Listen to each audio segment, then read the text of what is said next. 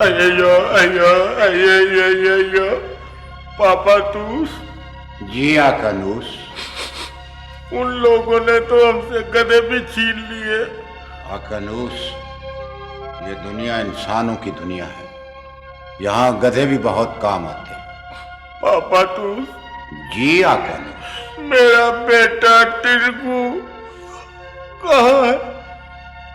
आकानूस, मैं टीची घें करके और हिसाब लगा कर बताता हूँ।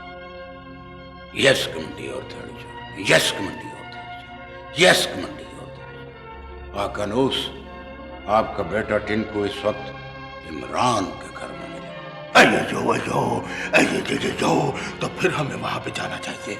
आकानूस, वहां हमें भेस बदल कर जाना होगा।